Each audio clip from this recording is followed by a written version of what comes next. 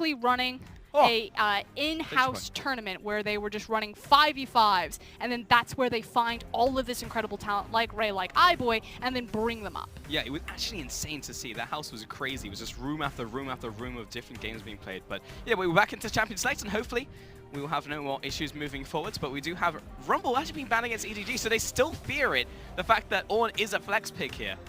And Ray's like, how dare they? But that's really interesting, because that means that there is a higher chance that Ornn does get flexed down into that support position, which I can't remember which team it was, but we did have a team run a 3 top laner composition, and Ornn did get slotted into support. That's true. Yeah, it was literally just 4 flex picks, and then bam, they all slotted into place. But I see what scrims have been showing. Yeah.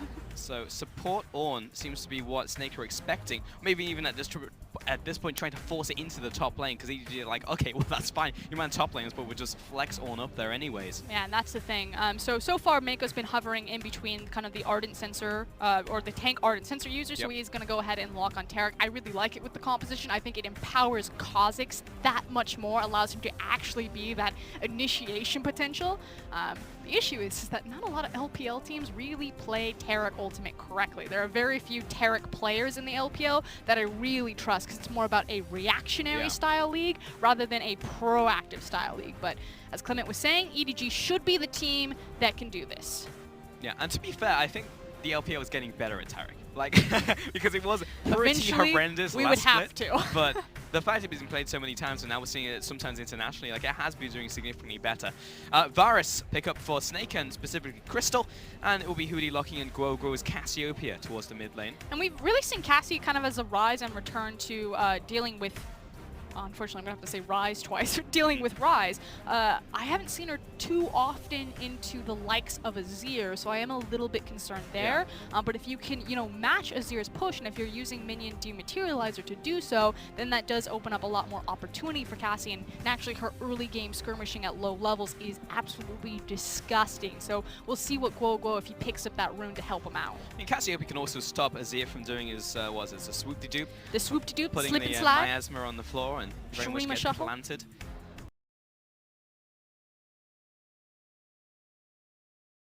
The lane first, or they'll prioritize him getting to the lane and not leashing his jungler. That crowd is insane. Yeah, I'm struggling to hear you right now for us. I'm gonna give him a moment. Holy! They just keep going.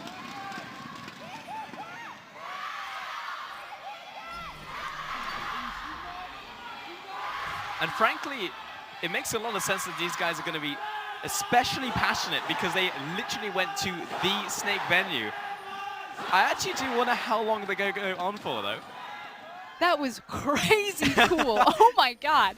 That sounded huge. I know the Shanghai arena sits around 500 people, and that was crazy. I mean, the crowd just looked really dense over there. There seemed like a lot of people in a small space, and that was a lot. Up to like 1 minute and 5. So what I was commenting on before is that a lot of times when iBoy plays the Ezreal, he actually won't be responsible for leashing the jungle, although he is going to grab the leash for Haro this time around, and it's to allow iBoy and Mako to, of course, get control of the wave, get there ahead of time, and make sure that you can punish with Ezreal, because you need to be on the back caster creeps to land those Mystic shots so he can have any sort of lane control. Because he's delayed, because he has to leash for Haro, and Snake actually got the superior push, Crystal and Hootie should have control of this bot lane for the majority of it. Certainly give me Tam Kench, who takes a bit of damage here, as Crystal was already on his side of the lane. And Haru's going to start on the bottom side, actually going towards the Grump as well before he moves towards the top side of the map.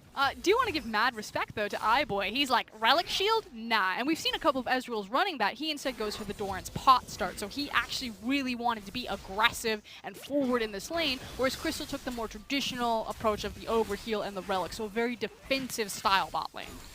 Yeah, it's actually very rare you've seen Ezreal not go for the Relic Shield anymore. We're seeing so many defensive builds. Like, I'm just going to go out laning phase, I'm going to farm up, I'm going to get my tier, and then I'm just going to kill people late game. Yeah, it's two different mentalities, really. Again, the idea is that because it's so cost-effective, you don't necessarily need to take it, even if you thought that you would lose the matchup, and now everyone's kind of taking it, especially for the extra gold that it siphons into your support player.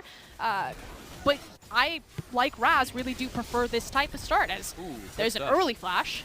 Yeah, taking Scout's flash away. He's only got the exhaust now in that mid lane. And he's gone for Comet. He doesn't have the unsealed spellbook, so good luck. And that's actually kind of one of Scout's big problems. He should have known that Jorvin was on top side of map simply because Crystal and Hootie had the initial push bottom. So he knows that Tom, Kinch, and Varys didn't have to help leash for Jorvin, so he started top side. It's also something that's pretty standard for Snake now.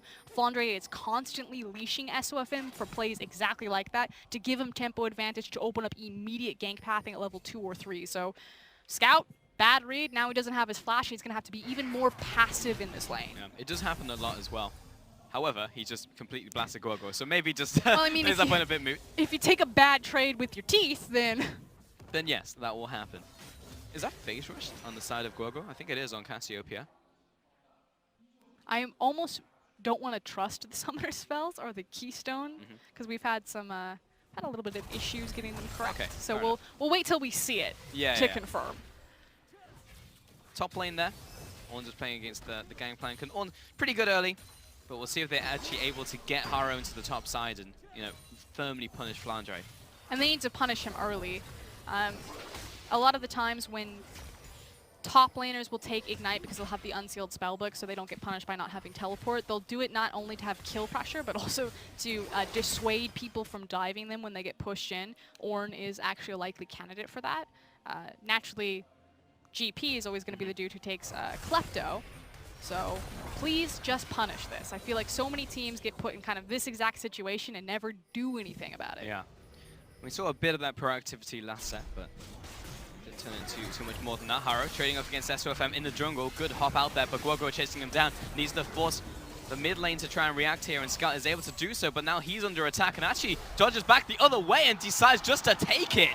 Guogo gets first blood. And that's a great start. It means that Cassiopeia is going to make a very clean back, be able to pick up her tier, and also probably get some extra, possibly vision to help her out. But I don't know what Haro was thinking. We've seen this multiple times from him, and now that he doesn't have a mid laner, he then tries to go and farm wolves. Yeah. Like, SOFM, of course he's going to invade you. He knows that you're low. He knows that you've burned your summoner spells. He's going to take everything in the kitchen sink from you, and Haro is frankly just wasting time. Yeah, Meanwhile, he can't even recall there because you got Guogo pushing up, and apparently something happened bot lane. So let's not take a look at that and look at the jungle once again. But this is just Scout dying for Haro's sins. Yeah, pretty much. The fact that Haro thought that he could even invade there, he should have just placed some scouting vision and then made the decision. Forces his mid laner to go in to compensate for his aggressive behavior, and then kills Scout. Scout doesn't have any summoner spells, loses his wolf camp, and loses all of the wave that was crashing, because I don't even think he got into range of experience because he was being zoned off so hard. It's actually very interesting because Haro is somehow level 5 while SOFM is level 4, so it looks like he was leeching experience from somewhere. Maybe the mid lane. Maybe he did get close enough for it. But still, he's level 5, so in terms of experience, it's not going to hurt him too much, but in terms of his mid laner, that it is going to hurt Scout because he was starting to wrestle back control in that mid lane. And then we also have to talk about the elephant in the room, which is the bot lane. That solo kill. And I think we're finally going to get a look at it. Okay, double stun catch into an immediate ignite. There's not much that Hootie could do. Tries to get the flash just to create distance. Yeah, that's how that was probably about to go. And there's another gank. Okay, well, gonna be a couple minutes until we can get that one for you. But Guogo ganked in the mid lane and top lane now. Ray doing so much damage to Flandre. Has to flash over the wall. That was a great flash by Flandre though. However, Haro also on his way up to the top lane a little too late. Yeah, if he had flash, maybe he would go for that one. But he sees that instead, okay, their top laner is going to back. We have priority here. I can grab deep vision and possibly steal away this blue buff. So I do like that Haro is not taking a step back after kind of the previous faults of that initial gank, but it's taking 2 steps forward, especially because he has vision about where SOFM is. Okay, Crystal. So, yeah, I do have to wonder what happened topside, because it looked like Flandre must have gone down to get the ward there, but why would you walk that way? It's so aggressive. What happened there? I don't know what happened bot lane. I don't know what happened top lane. There's a lot of unanswered questions. It's a pretty loose game so far. It's going to be one of those Haro games. is invading, and Flandre's going to stop him. I guess I'll just take the crump now away from SOFM. Perfect. I'll take it. 80 gold. Bet that trinket would have been very helpful if you had placed it on the other side of the jungle entrance to see that GP coming. Yeah, I think loose is a great word for this game so far. They just got off an airplane, you know, shaking it off. A little bit of jitters. It's a 4-hour flight, I believe. Yeah, Snake are trying to, you know, tighten it up. They don't want to lose again on their home turf, especially not in front of that vocal crowd. Yeah, 100%. SOFM back on his Raptors. There's definitely SOFM territory. Scout wants to get some damage onto the jungle. Not going to happen, though. Perfect timing. Starting to get some of those up. We saw one burnt in the bottom lane, but for the rest of the map, they still have theirs. So we can actually talk about SOFM and his obsession with Raptors. And it was actually better in the previous meta, just because we have changed jungle catch-up EXP. We've weakened it, so you don't automatically kind of slingshot yourself back into the game. But the thing is SOFM was trained by the same guy that trained Levi, Tenakun, over in the GPL. And Tenakun has a background in Dota, and Dota has a mechanic that, unlike League of Legends, you can deny creeps and control EXP in the lane that way. And so the only mechanic that is close to that in League of Legends is actually the jungle camps. So there's a reason why both Levi and SOFM are really heavy on contesting Krugs, contesting Raptors, and trying to control the experience of the enemy jungler through denying their camps. It's very interesting. Also, when he plays on the red side as well, he very much likes to get control of the dragon area. And just say this is his now. Ray aggressing once more onto Flandre, gets the knock-up, barrel comes down, but Ray is actually very close to getting this kill right here. Flandre does have his ultimate, hasn't used it just yet. There's the stopwatch, but Ray's just waiting over there, slams into the wall. That's just a very easy kill for Ray. And no emotion, just stone cold killer there from Ray. Yeah. That was actually insane. I'm very surprised Flandre let that happen to himself. I mean, he doesn't have flash, he just kind of has to watch it. I mean, yes, but Flandre has made some very over-aggressive decisions, like moving around the backside, walking into walls, allowing Ray to exploit the matchup. Because even in the matchups we saw today in the Ornn versus GP, yes, Ornn is very good into GP because you have the knockups, you can't orange out of them. You should never push too much up against Ornn because he will chase you down. That actually is a very key point, the fact that a lot of Ornn CC is in displacements as opposed to hard CC, and Ornn just being one of the few things, like, he can't contest with that. I believe if you apply Brittle, I'll have to double check on this. If you apply Brittle, you actually increase the distance that a displacement affects you, or the length of which you are displaced, which is just bizarre. Like, that is just so overpowered. Yeah. But it does definitely extend the duration. I know that 100% because, well... That's nuts! Displacements are so few and far between in League of Legends. Think of, you could probably count all of the champions on one hand that have displacements built into their kit, because, again, you can't really cleanse or get out of it very easily. Yeah. I will say there actually is quite a few champions. I didn't know that because I'm a Lowy player, and the ultimate Thresh, stops it. Alistar, Kled. Azir. The Tug. Oh, yeah. Yeah, Thresh, Jarvan, Azir. There's a lot. Yeah. SOFM jumps onto Ray. He does have his ultimate.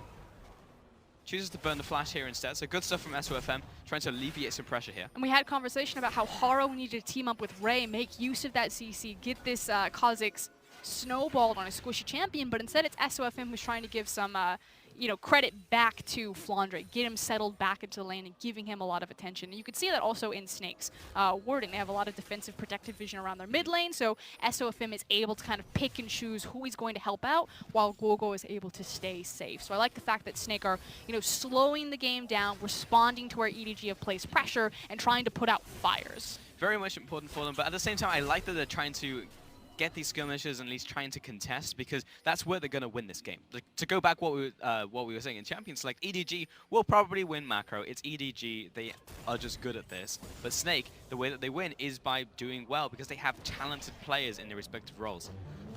Here we go, though. This is what we wanted to see. Follow the Forge God. Connects. There's a knock-up. Haro chasing after as well, and Flandre will flash away. That's step one. Just needs to go again. Yep, just a wash and repeat. Unfortunately for them, it's just a mountain dragon, so it's not like losing out on an Infernal if you want to commit time towards that top lane. But now what does SOFM do with that information? They've got control over the mid lane. Guogo is already starting to shift down towards mid, and it's either going to be blue buff or a bot lane dive, but Mako knows what's up. Yeah, unfortunately he doesn't have Cataclysm right now. Otherwise, for sure he'd go towards that bottom lane. He's actually just pathing within the jungle, maybe trying to get some information on Haro, and also waiting for the Cataclysm to come up, so he could actually do something. Now the blue buff has bonds and Maker's just like, it's probably going to be an SOFM here. Yeah, but SOFM kind of loses his opportunity to react, and now he's forcing it. Yeah, Bastion comes down right into the Dazzle stun. He'll have to flank drag away and lose half of his HP. And again, this is kind of classic Snake and why we say that EDG will have a stronger macro game than them.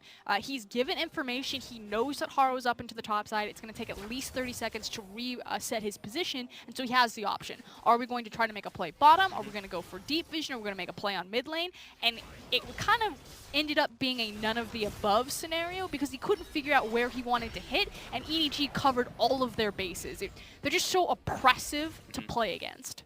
Yep, they can do everything all the time. Top lane, Ray was looking to back actually. It would be his first back of the game, even though he has that Iceborne Gauntlet. Seems to be what every Ornn is doing nowadays. Get their first item Gauntlet, and plus it's because those mana items allow you just to stay in lane for forever. Yeah, and you just get the armor also, so if you go Ninja Tabi into Gauntlet, GP's gonna just stop doing damage to you. Flandre will take a trip back to base. He's actually got a very early Triforce, despite how the lane has gone and the fact he's being ganked, he's ahead in terms of farm, and because he's got Kleptomancy, and because he's GP, he gets that Triforce. It's certainly still going to be a while before Flandre really comes online. He's only level 10, so I actually think it's quite smart that EDG go for the Dragon now, not only because they know that SOFM aren't going to contest, but even if Snake did try to contest, it's a level 10 GP ultimate, not a level 11 GP ultimate. So I actually really like how they timed the windows there. Yeah, there's also item spikes across the board. Look at bot lane, Quintus is now completed from Crystal. So get it while you can. Next Dragon's going to be Ocean. And EDG will pretty much just continue to scale up and start to get towards their first item spikes as well, because Scout's pretty close to his Nash's Tooth. Got those double Iceborne Gauntlets on the side of iBoy and Ray. And Haro has found SOFM, so SOFM will need to find a way out of here. Whoa, that was actually knocked back. Looked like Cataclysm went down onto Azir, but he got knocked out of it. And well, that just feels bad. It was just a party, and SOFM was stuck in the middle of the mosh pit. Yeah, that was not good times for him, and he just dies in the enemy jungle. I mean, first off, why are you recalling in the enemy jungle? EDG will instantly react to it. To be fair, he was on a pink ward, so he thought that he was safe, but I do agree with you. SOFM, he does tend to be a little bit greedy. He always tries to kind of min-max his own advantages, so just trying to save himself time there by not exiting the jungle. Wow. But in the end, this is kind of the spillover effect. Yep. And the Raptor camp, really? Yeah, Take it all, burn it all. SOFM took his, so I'm going to take yours. But mid tower goes down, 650 gold in the bank now for Scout, and he's already 20-30 farm against his counterpart. And you don't often see the mid lane tower being the first one to go down, but maybe they can punish? No. That hurts. Not going to happen right there. And SOFM, he's scrambling to try and find something because he does need to help these laners now, but he needs to find somewhere that's winning. I mean, bot side is essentially equal. Top, there is a slight advantage to Flandre in terms of gold, but they haven't really pushed Ray out. I mean, the big opportunity for Snake is that they have a lot of mobility and kind of semi-global presence built into their composition. So you got the GP ult, you got the Tom Kench, and I think at this point, you either focus down bot lane and try to make use of kind of the hard CC that Varus will offer you, or you get control of the river by helping out your mid lane and then try to make a pick by having Tom Kench TP you to somewhere and then also using or layering the GP ultimate on top of it. But in either of those scenarios, they need to be aggressive here. There Make they go. something happen. They're doing it. They're hunting. Yeah, they're grouping up. Take away the wards in the river, setting up around this dragon area. Haro and Scout also walking down there as well to try and contest. Unfortunately, EDG never checked the river alone. They made sure that Scout had control of the mid lane, and then Haro and Scout held hands and walked into bottom river, and that is what dissuaded them. But now mid. That's the ultimate used down onto Scout. The Emperor's Divide.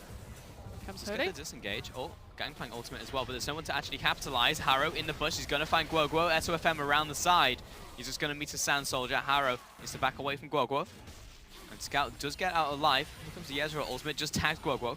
And see, that was the right attempt from Snake, but hold on, this fight might not be over. That is Iceborne I've heard Gauntlet. On, and he's found Cassiopeia in the mid lane. Disappears against the side of the wall. Okay, again, right idea from Snake. They were looking for the skirmishes. They were trying to use the mobility for the pick. Unfortunately, they didn't find it. It wasn't at the right time. EDG then collapse and punish and are now on the offensive, pushing through to second tier mid. That would be second tier mid falling before any other outer tower. Yeah, this is a lot, and there's also a very rare circumstance. You almost never see that happen. Azir will just plonk down this turret in the mid lane. At least bottom lane will be traded for Snake, but it's very much the smallest of consolation prizes. And Rift Herald is still up and available. Yeah, it's closing in on 18 minutes, so that window is going to be very short for them to pick it up. But if they do, like, the fact that you don't have to use Rift Herald to crack mid lane tower is massive. And now they can move towards the area, pick up Herald, cracking out a turret, or even just crack the tower and then look towards another in the tower because you now have the mid lane tower down. So EDG are in a very powerful position. They're actually moving their bot lane towards the mid lane to try and pivot around this area. Yeah, I don't know if EDG are going to be able to get away with the Rift Herald. I think that it'll probably just time out simply because Snake know exactly what is happening, and now they're going to swap their duo, which just took the bottom tower towards the top side, or even possibly match iBoy and Mako in the mid lane. So I actually think that this one will fade out unless we see something really crazy. We'll see, because I saw They literally want a it. triangle of pings around where they want the vision for this Rift Herald. I mean, SOFM very much aware, but we'll see if we see a contest now from iBoy and Mako around this ward. SOFM does have to back off, needs to respect that bottom lane. This is just so Top lane teleport. risky because key itemization has been completed for Snake. Scout went down there. Here comes the ultimate. Dual knockup onto the bot lane here, and Crystal's already very low. Has to flash out of this one. Ray, he's zoning two people right now as Flannery turns around to get to the rest of his team. But while all that was happening, Cassiopeia just demolished EDG. And again, Azir had died. Complete itemization or key itemization coming out of Snake's members, like that was just such a risky time for EDG to even look for a fight, especially one that they weren't set up for. So this could have been a scenario where no one gets the Rift Herald, that EDG are just able to hang around it and just dissuade Snake from taking it. But because they went for a very uncalculated risk, they're now going to lose it, and the towers will go in favor of Snake. They wanted more. They wanted everything. But in the end, it did end up biting out with 3 kills. We get to see that what happened to Scout, and hopefully how Cassiopeia just murdered everyone. Yeah, just that added mobility, and where are EDG members to be found? You can see them on the minimap. They're trying to rush up, and who do they run into? Cassiopeia, and she's actually going to control the bottom half of the screen. It's just a massive ultimate. Pick up some free gold for herself. Yeah. And just caught in the choke point against Cassiopeia. There was a snake in the bush, and that's essentially what happens. And now things are going to flip really dramatically for Snake. So you've got the Rage Blade, the Wits End completed. We already talked about the Trinity Force, but now GP's also got a Ghost Blade in his back pocket and the Rift Herald. Snake are sitting fat, pretty, and happy right now with the Rift Herald. They have the swagger. They know that they can fight for this Ocean Drake. Azir's still trying to scale up. He's only got the Nashers. He's only got the Void Staff. And they need so much more time to kind of set down, control vision, and lay down poke before EDG get really aggressive in these fights now that Snake have these new items. I mean, it's worth mentioning that we're 20 minutes into the game and Snake essentially have a 2,000-3,000 gold lead over EDG, which is in itself pretty impressive considering the two teams that we're watching here today. Yeah, and at any point, it will mean that this tower will fall. So what Snake are doing is they're basically playing the smoke game. They're going to flush EDG out, and they're making them choose. Either you guard the dragon, or you lose your mid lane. The Rift Herald's gone down. Might have been a little bit early for my taste, especially in tandem with that GP ultimate, but it's clear what Snake want. Could have maybe held on to it because right now they can't finish off the mid tower, but they can now position around the dragon area itself. Ray is poking away, just gaining ground on them, which appears to be the plan right now. Crystal just toss out an ultimate, it looked like, but did not connect. In comes the Ram. Not a lot of follow-up. No, from neither team actually.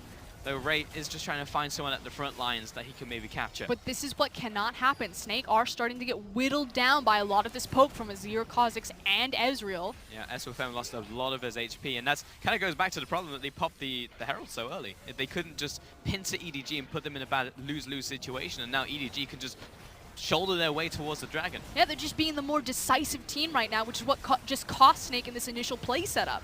Like, Snake, you're actually strong right now. That shouldn't be the automatic case. Yep. They're good. They just need to play a little slower instead of getting antsy, because that's exactly what happened. In EDG, the fact they were just able to walk over to the dragon and just take it when Snake initially had the priority. And it's seeing kind of that reset factor that, again, Clement was talking about on the desk really come to fruition. The fact that EDG slowed down the team fight, but hold on. SOFM, he's engaging. Great instant reaction from Mako there, but Scout is already dead. The rest of the team trying to disengage from this one, and Ray has to flash the wall. So good stuff by SOFM. Yeah, lose the tower, but Taric Ultimate absorbs so much of the damage, and no one but Scout goes down, which means that Snake cannot continue to siege. So again, EDG just pumping the brakes on any sort of play that Snake are trying to put together. I will compliment them where credit is due. They did manage to take the tower and also Scout, so there is a kill and a tower in the bank. And again, I feel like I've seen this one before in the same brush as well. And this time he didn't even have a pink one. It's just not your friend, SOFM. Find a different bush. Literally go anywhere else. But you're absolutely right. EDG, like, they are very good at stemming the flow, essentially. Like, as soon as Snake do find an advantage, it's stopped instantly. It's not going to be another tower. It's not going to be a WE situation where they just lose all their mid lane towers and lose the game. Holding the line. Yeah. But EDG still, excuse me, not EDG, Snake still have so much control over the side lanes. Because EDG have lost their 2 outer towers, Snake can now play with, building up big massive waves and trying to flush EDG out of key monster objective areas like the Baron, which is now in play. Also means that there's just a really nice farm lane for Flandre.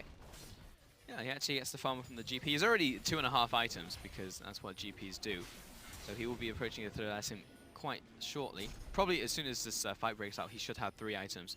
Next dragon's going to be Mountain, so both teams will want to contest this, but more importantly, it is around this Baron area right now. Vision now being contested, and Scout has his 2.5 items as well. So both teams are actually pretty strong. Yeah, it is the vision game. EDG have to be exceptionally careful whenever they're trying to pressure for that type of vision control, simply because they are against a GP, they are against a Tom Kinch. We've already seen that Snake are very keen to find, catch them out and make certain picks with this composition. So Snake actually just playing this very clinical, understanding that now we're back in control. They've controlled their side lanes like we were talking about. You can see that Flandre got the bottom wave going, pulls Ornn away from the fight, and now Snake have the gusto to step forward and start setting down their triangle vision in EDG's red side jungle. I'm also looking towards Crystal here because he is pretty built up. He's got 245 farm at 24 minutes, as does his counterpart. The AD carry has just been farming up a storm in this game. Now looking towards SOFM. Gonna spot Haro. Flashes away, or rather jumps away. Bug about to get squashed. I don't know what Haro was thinking there. That could have been a lot worse, depending on who was standing in that bush. 100% with SOFM had landed the flag and drag. What is it with junglers and laughing today?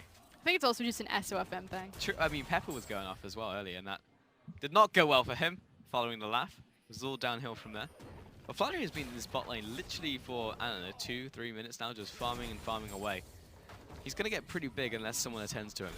And Snake are pretty comfortable kind of fighting in this position. At least for their 2018 season, we actually watched them kind of make this Baron dance multiple times. It's been a lot of the times where they've tried to swing back these miracle games. Unfortunately, the series haven't closed for them, but these types of situations where they're playing around the Baron, where they're trying to manage side lanes, is something they are very comfortable in. And it's usually where you find the big Snake miracle comeback.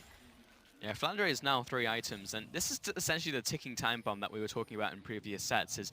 I mean, you can leave the GP up if you want, but eventually he's going to get to the point, regardless of whether you want him or not, to just obliterate your team. And then it comes down to vision control. Do you allow the GP to get into the area first, to set up his barrels, to lure you into the trap, and then just blow you up? Or do you stay on the offensive? Are you proactive in denying the vision? Are you careful about how you go and face check into areas, smoke him out, and then look for the team fight? Because that's how you can punish him. I mean, the Baron has been started. It's down to half. Haro and Ray placing wards over the wall. They have seen him. SUFM will get away from this. Flag drag right into the angry Baron, so probably don't want to do that. However, we have initiated onto EDG.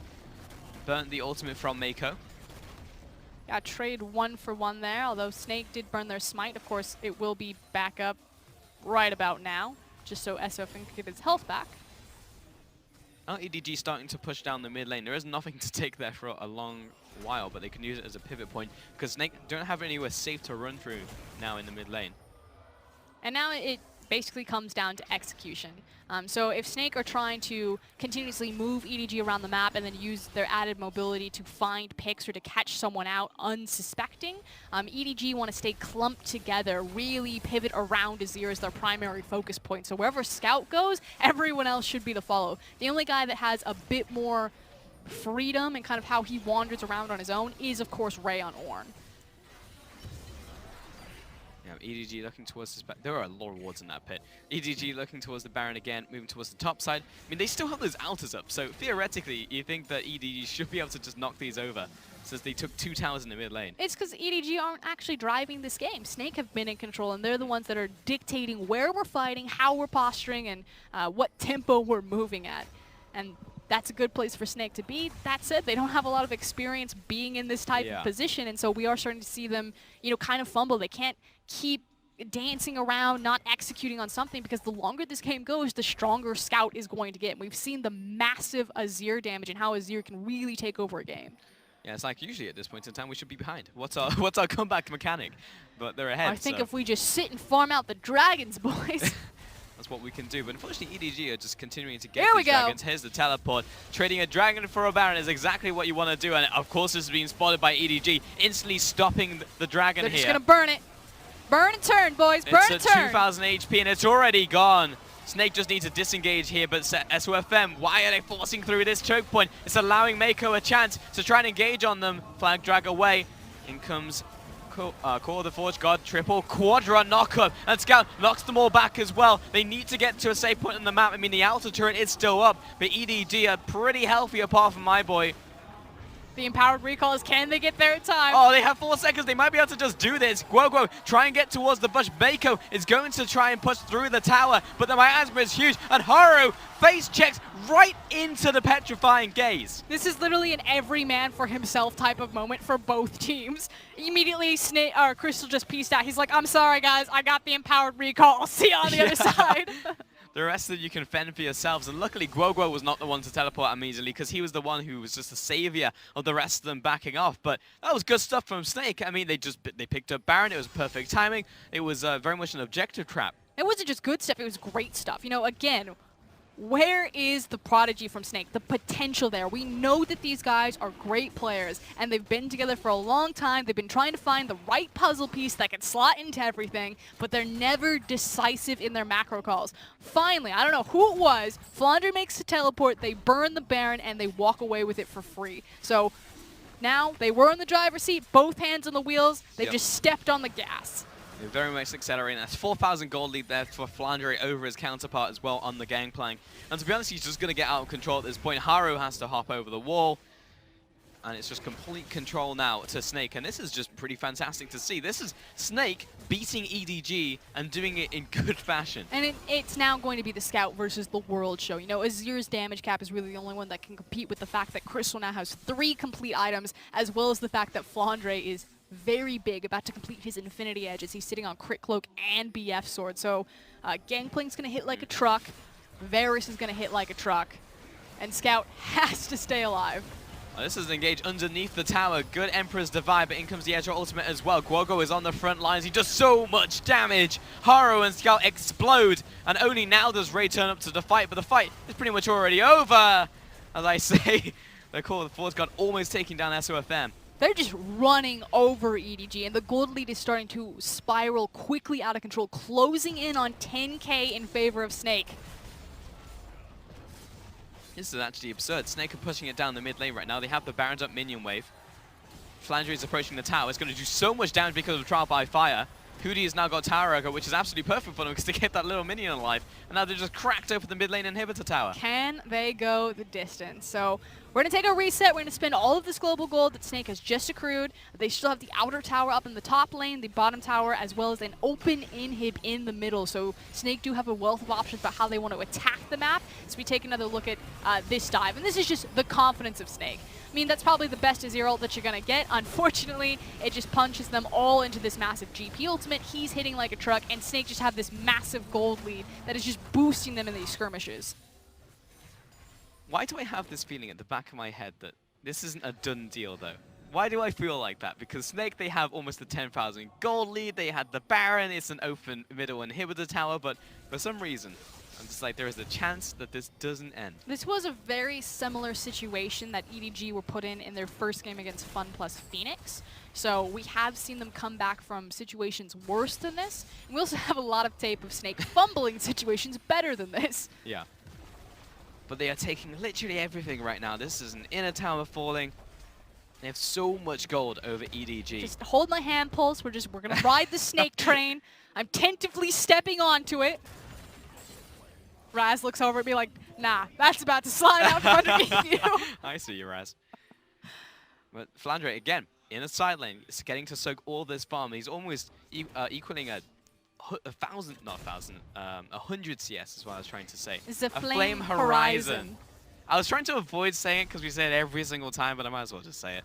It's almost approaching the Flame Horizon over his counterpart. In vogue to talk about CS. Hello. SOFM jumped right on top of Mako with a Cataclysm, but there's no real follow-up from either team because Mako will interrupt a lot of that using his own ultimate. Mako now gobbled up by Hootie, spits him back out. That's a kill. Flandre very low, but Ray unable to fully capitalize, and Scout comes in, actually completely destroys Flandre, and now everyone has to scatter. The big damage source is down. And the thing that I really want to point out is where that fight actually happened. That was kind of in between the mid and top tower. Obviously, Snake were using that pathway so they could apply pressure to both of them and then cheating between it. There's nothing really there, though, you know? There's no tower, there's no buff. We weren't really fighting over anything. It was literally Snake just trying to play the big game by trying to catch EDG out, and they got caught out. And that's kind of the problem with Snake. That's why they keep finding themselves in positions where they have these big leads, and then unfortunately it's just miscalculations, poor macro movements. Like, why are you there without your team? Yep, he ults in, and it's like, well, okay, timeout. Mako's popped his ultimate, so chill for a couple seconds. Yeah, and the thing is then it forces a lot of key ultimates to be used in response, so reactively as opposed to proactively. And then from there, Scout just realizes that he has a good position, and, you know, Azir was doing so much damage with Ezreal from the safety over the wall, and as soon as they see that, you know, Snake's front line has dropped and they've used a lot of their key abilities, they immediately jump over the wall and punish Snake. And now you've lost all of that momentum where you were applying pressure to EDG's base, where you were trying to siege up key objectives that would have made this next Baron in 1 minute free, and now we're back to a 50-50 coin flip, and you don't want that when you got 10k gold lead. And that's why, as a fan, as a caster, as a player, you look at Snake and you can never really feel confident that the game will actually finish. No matter how much that they get, situations like that happen, and especially against a team like EDG who can capitalize, they can see those small gaps in the armor they can exploit. Zephyros, he's actually still in the same bush. Okay. SOFM, get out of that bush. We are about to have a heart-to-heart. This is going to be your fine Jesus moment. Get out of those side lanes. Just be with your team. Be the Jarvan. He does this on every champion. It doesn't matter if he's playing Gragas, if he's playing Elise, if he's playing Jarvan, if he's playing Zac. He will play them all exactly the same way. Oh my god. You know what? I think he finds his happy place. Like last split, it was the Raptors. This time he got the red buff. Good job, SOFM. But now it's that bush behind red buff. But he's so good. He plays so risky. He does. Trust us when we say he is a good player. In comes the Ram, knocks up 2. We're kind of stalling out on the front lines. The bruisers are very, very tanky, and the ultimate from Gangplank was a let's just back away. Timeout, ladies and gentlemen. Let's stop this. Who has position on mid lane? And Snake immediately tried to burn the Baron. I've seen this before. We have, but last time EDG were on the opposite side of the map. That's actually secured by Guoguo. Haru, he does have the ultimate down top. He's invulnerable for now. Flashes over the wall, but Scout will be falling momentarily. Mako trying to get out of this one, and with his dying breath, may save the rest of his team, halving the lineup. But that's the ultimate coming in there. It's Crystal and Hoodie taking the Abyssal Voice to chase down. Haru low. Flandre teleporting into the bottom lane, and he has one sight. And that's going to be the bottom lane tower. Multiple members of EDG dead, especially the Azir. It means they've got no wave clear. So many people are low. This should be the game.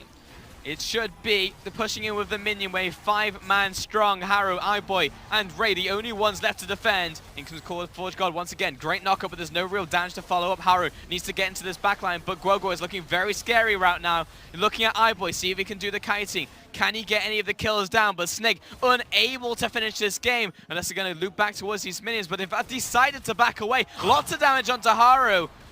But unfortunately, he will not go down, and Snake had to push again. Oh my god! I cannot believe EDG held there. The king of Oran ultimates from Ray. Huge shout out, because not only did he hit multiple members of Snake and deny them the ability to do damage in the duration of the knockup, but he cleared the minion wave. He hit a lot of those creeps and knocked them very low. Yeah, and iBoy is also sniping the stragglers from the sidelines using the Mystic shot, and that's pretty much it. EDG have managed to survive by the skin of their teeth. Now Elder Dragon is on the docket for both teams, and it just gives another chance for EDG to potentially come back. But I don't want it. Snake played the team fight, you know, the late lane phase into the early mid game so well. They were decisive. They pulled the trigger on Baron twice. They're now going to do it on the Elder. There's nothing EDG can do. They didn't get in time to wander and place down their vision. So this isn't EDG just, you know, being lazy on the ball. They know that this is happening. And now EDG are like the Spartans, like, this is where we hold the men, set up the shields. I agree. Like they've earned the win. They just need to take it. Like it's literally there for the taking. But EDG continuously able to hold through miracle plays from the mid lane, the top lane, through iBoy, from anywhere. It just keeps happening. I feel like I'm watching Hercules versus the Hydra right now. Like, who's Hercules and who's the Hydra? Well, the snake is the Snake. Hydra. Oh, come on. Well, okay, I wasn't thinking that symbolic, okay, but... Oh, with that simple. Your analogy was that simple. Yeah, fair enough. Flandre, full item build right now. Should be able to just one-shot the entire team, but he keeps stepping forwards and taking all this damage. Keeps happening. Ah, the Azir. I'm not touching you. I'm not touching you. It's like that older sibling that just has the hand held out. The long limbs. Good knock up there, but who will complete the Flank and Dragon? Oh no, Guo turns around, misses the Petrifying Gaze. We've got the Celestial ult come down from Taric.